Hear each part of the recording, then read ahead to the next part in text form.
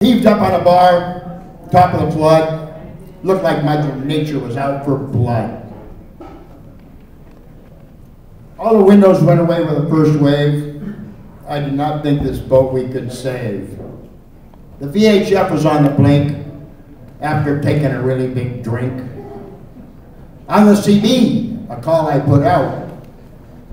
Cabby and Astoria came back with a shout. We're on the bar, flaps off spit, we need a Coast Guard, lickety split, boats on her side, windows blown out, we can't last long, there's no doubt. Up in the sky, a chopper does fly. I asked the cabby the reason why. He said they're gonna drop a basket on you. There'll be a line in it from that big ship out yonder. But touch that basket, you better not. The static electricity is really hot. So me and Joe are hanging on the mast, and that basket just kept swinging past. I swung a gap with all my might, and it lit me up like a neon light. That cabby's warning was well-founded. When that basket, I grounded. Well, the basket hit the deck just fine, but in it, there was no line. Then the cabby relayed our fate. We must now evacuate. Get in the basket, I yelled at Joe. His eyes are wide, he's shaking his head no. I think he may have given it a try if he hadn't just watched me fly. I tell the cabby we're not leaving this boat. We gotta find a way to make her float. The cabby said, well, okay. The chopper, it flew away. A boat sent in the surf now, trying to get close to our bow. Poor Froya, they could not reach. Now there's two boats on the beach. Another boat comes in on the run. Now this party's really getting fun. Under this parachute flare-lit night, the Coast Guard's lines are stretched tight. Off the beach, their stranded brother they hauled. All this while, we're still being mauled. Into the surf, another boat comes in, only to smack that beach again. The Coast Guard's busy hauling each other off. To them, I had off. I'll bet those kids from Peoria are cursing the day they wound up in Astoria. Well, the cabby comes across the radio. He says they're ready to give her another go. From their boat, a small line will be dispatched. You haul it in, there'll be a hawser attached.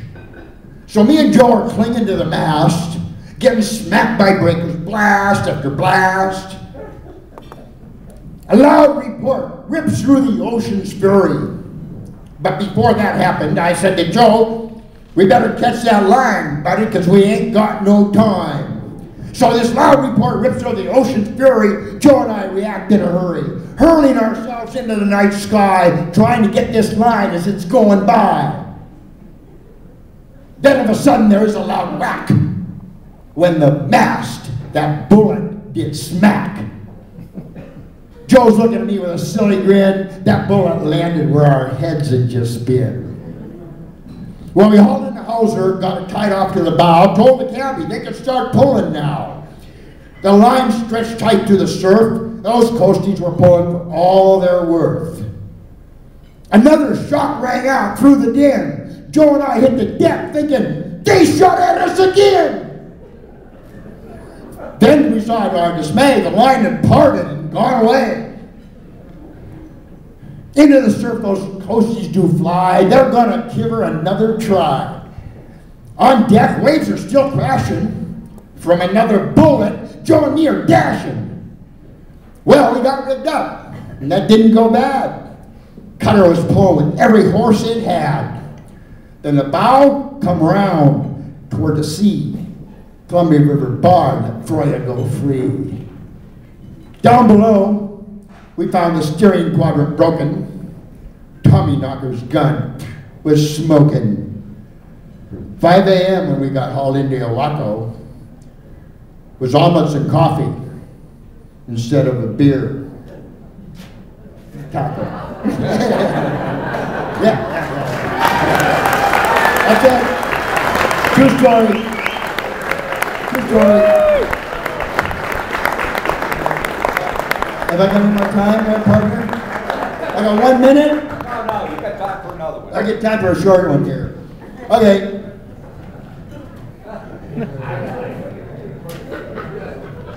This is called Copper River fishing. I'll take you out on a day I did last night, but I was pretty looped, so I didn't come off so well. But I'm gonna try to do better today. Okay. So anyway, basically this is a day on the flats. My wife and I fishing. She had her boat. She had a little jet boat with a 460 Ford motor. And I had a little bow picker with a dual prop. It seemed to like to find a net, you know, that kind of stuff. And anyway, so this is a typical day on the Copper River, or maybe not so typical, but kind of typical. And basically, I remember very clearly the fish were popping up in Pete Hall Gutter, and I heard that 460 beginning to putter. Down Castle Slough come a fish on the jump. Now that 460 really starting to pump. Out to the bar squirts a Kayla Marie. As she goes by, she's a-waving at me. Fish are popping up in Pete Hall Gutter. The tune of that 460 just turns me to butter. Fireweeds nets a smoking up in Castle Slough. I'm just a token. Into the wheel goes 10 fathoms of net. Oh sure, I'm gonna really get wet. Round and round the fireweed to spin. Breakers a pound and raising such a din. Over in the foam, the Caleb does roam. Now there's a dish that's really picking fish.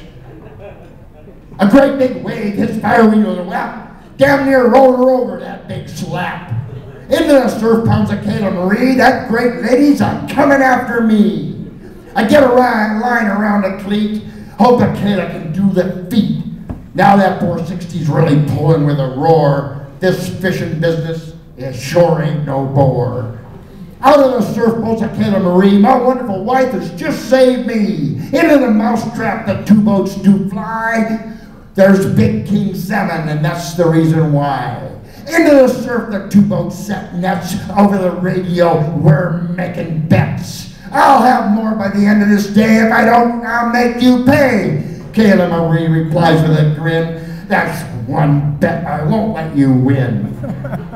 Too close to the fireweed drifts of Kayla Marie. Oh my God, she's a corking me. Ha ha, laughs the Kayla Marie. These fish are mine. All you can do is whine. And as a matter of fact, not to be brass, don't forget, I did say you're sorry. Yeah.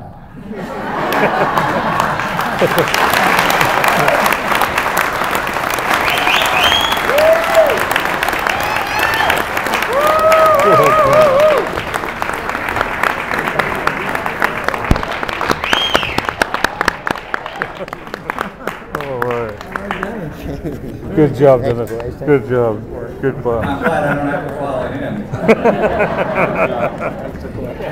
him.